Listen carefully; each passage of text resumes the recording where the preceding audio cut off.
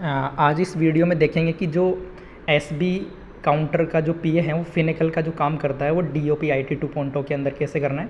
उसके लिए सबसे पहले जो एसबी काउंटर पीए हैं वो अपने ट्रेजरी से केस मांगेगा सबसे पहले।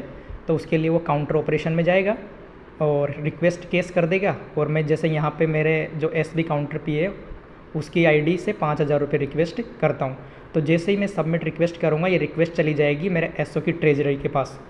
तो जो ट्रेजरी, अब जैसे मेरे एसओ का ट्रेजरर और सुपरवाइज़र मैं हूँ तो दोनों की पावर मेरे पास है। तो जो एसबी काउंटर पीए ने मेरे से 5,000 रुपये मांगे हैं उसके लिए यहाँ पे प्रोसेसिंग के लिए आ जाएगा। तो मैं इसको क्या कर दूँगा, अप्रूवल दे दूँगा, यहाँ से प्रोसेस कर दूँगा। ठीक है, तो यहाँ से प्रोसेस करने के बाद वो सारा केस एसबी काउंटर पीए है उसके पास चला जाएगा। तो यहाँ से मैं प्रोसेस करता हूँ इसको, ऐसे प्रोसेस करूँगा। अब प्रोसेस करने के लिए यहाँ पे डिनोमिनेशन डालना पड़ेगा ऐसे। तो मैं 5,000 दूंगा। अब जैसे मैं इसको सबमिट करूँगा तो ये केस चली जाएगी। जिस पीए ने मेरे से केस लिया था तो उसकी आईडी को ओपन करना पड़ेगा। ठीक है, अब उस एसबी काउंटर पीए की आईडी को ओपन करके यहाँ पे केस रिक्वेस्ट देखता हूँ तो यहाँ पे स्टेटस में आ रहा है कि अप्रूव्ड बाय ट्रेजरी। तो वह चौथे नंबर पे जाके एक्नॉलेज कर लेगा 5,000 रुपये। तो यहाँ पे 5,000 रुपये उसने रिसीव कर लिए। अब वो होम पे जाके वह वॉलेट देखेगा कि उसके पास कितना पैसा है। तो यहाँ पे अभी उसके पास 5,000 रुपये आ गए। अब वो क्या करेगा, इस 5,000 रुपये को फिनिकल को बाहर से ओपन करेगा। तो मैं फिनिकल ओपन करता हूँ यहाँ पे। तो जो एसबी काउंटर पीए है उसकी आईडी को मेरे को ओपन करना है। यानी जो एसबी काउंटर पीए है उसका जो फिनिकल के अंदर उसका टेलर केस डालना पड़ेगा। तो उसके लिए सबसे पहले मैं HTM करूँगा, HTM मेन्यू। तो HTM मेन्यू करके मैं गो करूँगा। तो यहाँ पे गो कर दिया, फिर मैं ऐड करूँगा और फिर इधर करूँगा केस ट्रांसफ़र। तो ये सबसे इंपॉर्टेंट है, समझने वाला है। इसमें क्या करना है, सबसे पहले देखना, गो करना है, फिर यहाँ पे ऐड करना है। ऐड करने का मतलब पैसा किस में दे रहे हैं, पहले डालेंगे डेबिट। तो डेबिट किस में करना है, पीए के अकाउंट्स में डेबिट करना है 5,000 रुपये, क्योंकि उसने 5,000 रुपये लिए ट्रेजरी से। तो यहाँ पे जो ये पीए की क्या है, टेलर केस है, कितने, 5,000 रुपये। तो यहाँ पर मैं टाइप करूँगा और फिर इसको क्या करूँगा, ऐड। जैसे ऊपर आ रहा है क्या, डेबिट। अब ऐड करूँगा। अब क्या करना पड़ेगा, मैं पीए को टेलर केस दे रहा हूँ, कहाँ से दे रहा हूँ, एसओ से, जो मेरा ऑफिस है उससे। तो ऑफिस का अलग से अकाउंट होता है, वॉलेट अकाउंट होता है। वो पीए की अलग से टेलर केस होती है। तो वॉलेट अकाउंट में मैं यह दे दूंगा और यहाँ पे क्या कर दूंगा, पोस्ट कर दूंगा। अब जो आईएन नंबर आएगा उसको सुपरवाइज़र वापस क्या करेगा, वेरीफाई करेगा। तो यहाँ पे वेरीफाई करने के लिए सुपरवाइज़र की आईडी खोलनी पड़ेगी और ये आईएन नंबर को वापस HTM में वेरीफाई करना पड़ेगा। तो सुपरवाइज़र की आईडी ओपन करके मैं HTM मेन्यू रन करूँगा और इसको, थोड़ा नेटवर्क स्लो चल रहा है अभी तो देखते। अब यहाँ पे जैसे चला तो वेरीफाई करूँगा। तो वेरीफाई करके वो आईएन नंबर को वेरीफाई कर दूँगा मैं। ठीक है, अब जैसे ये देख लो, पहले टेलर केस आ रही है और दूसरे पे वॉलेट आ रहा है। यानी टेलर केस, पीए के टेलर केस में पैसा डिपॉजिट हो रखा है एसओ के अकाउंट से। अब मैं यहाँ ओके कर दूँगा। अब यहाँ वो देख सकता हूँ कि जो टेलर केस है उसमें मेरे केस आया या नहीं आया। उसके लिए मैं क्या करूँगा, HTCPIAE मेन्यू रन करूँगा और कि जो पीए को जो केस दिया है वो आया ही नहीं आया उसके टेलर केस में। तो अब यहाँ टेलर केस के लिए क्या कर, यहाँ पे पीए को अपनी आईडी डालनी पड़ेगी। तो और फिर गो करना पड़ेगा। तो देखिए उसके अकाउंट्स में कितने आ गए, 5,000 रुपये आ गए। अब वो लेन देन कर सकता है यहाँ से, पूरा जो भी विड्रॉल है, डिपॉजिट है, सारा एसबी का काउंटर का यहाँ से काम करेगा। और एंड में क्या करना है, इसका अपोजिट प्रोसेस करना पड़ेगा। अब जैसे अब यहाँ हो सकता है कि उसने पीए ने अपना सारा काम कर लिया, तो मैं देखूंगा कि अब फाइनल उसके पास बैलेंस कितना बचा है। तो उसके लिए वापस मेरे को पीए की टेलर केस देखनी पड़ेगी, HTCPIAE मेन्यू लगा के। तो यहाँ पे उसने काम करने के बाद फाइनल बैलेंस अभी उसके पास 5,000 यानी 15,110 बचा है। अब ये 15,110 है, उसको क्या करेगा, वो इसको एसओ के वॉलेट में इस पैसे को डालना पड़ेगा। तो वो जो पहले सेम प्रोसेस की थी उसका अपोजिट करना पड़ेगा यहाँ पे, यानी पीए से वापस वॉलेट में पैसा डालना पड़ेगा। तो पहले डेबिट, यानी किसको पैसा देना है, एसओ को पैसा देना है। तो एसओ यहाँ पे फिक्स एसओ का वॉलेट होता है, एक सोल आईडी प्लस उसका कुछ वॉलेट होता है। तो यहाँ पे वॉलेट हो जाएगा। तो जो पीए की टेलर केस कितनी है अभी, 15,000।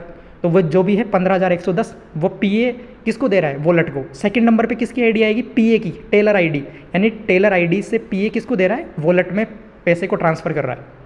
तो यहाँ पे देखते हैं और ओके, यहाँ पे टेलर केस से पैसा जाएगा वॉलेट में, एसओ के वॉलेट में।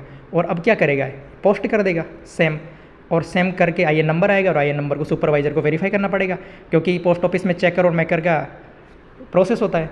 ठीक है, अब यहाँ पे वेरीफाई करेगा सुपरवाइज़र उस आईएन नंबर को। ठीक है, ओके, अब यहाँ से उसको आई नंबर को वेरीफाई करने के बाद क्या होना चाहिए, जो टेलर केस है पीए का वो 0 हो जाना चाहिए।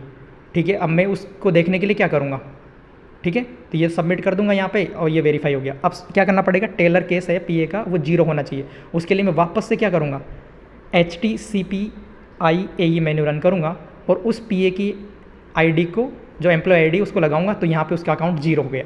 अब मैं जो भी फाइनल बैलेंस है मेरा रिपोर्ट निकालूंगा एसबी काउंटर का, तो मेरे पास इतना है क्योंकि आज काम कम है, नेटवर्क प्रोसेस कम है।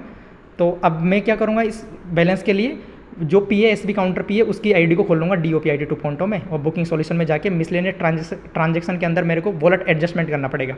तो वॉलेट एडजस्टमेंट के लिए सबसे पहले क्या करेगा, वो रिसीट साइड में कितना पैसा आया पीए का, तो रिसीट साइड में जो भी मेरी जो फाइनल रिपोर्ट है ना एसओ की, उसके अंदर से रिसीट साइड में जितना पैसा आएगा उसको यहाँ पे डालना है, और यहाँ पे उसका रीजन रिमार्क्स डालना है कि ये POSB का क्या है, POSB का रिसीट है, यानी जो डेबिट हुआ है वो, उसको सबमिट करना है यहाँ पे।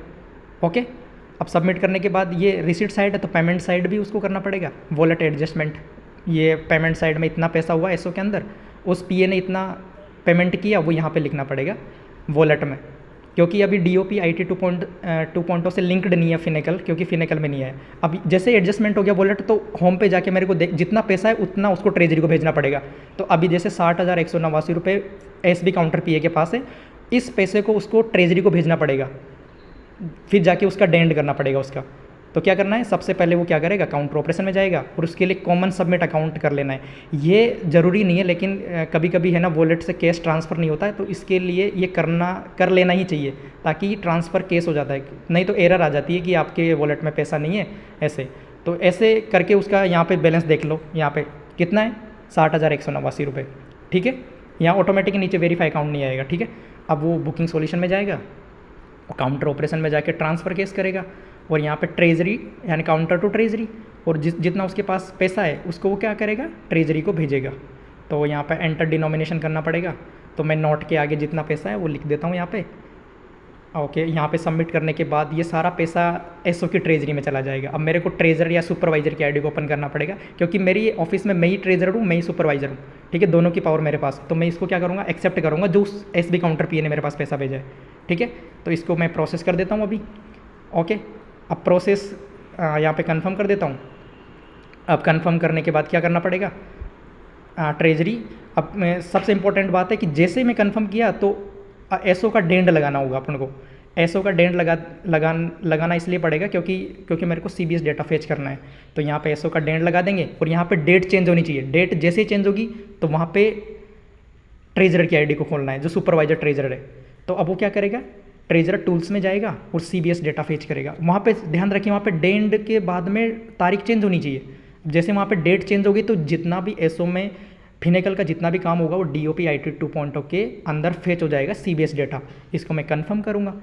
अब कंफर्म करने के बाद जितना पैसा मेरे यहाँ ट्रेजरर के पास है वो देखता हूँ मेरे पास कितना पैसा है।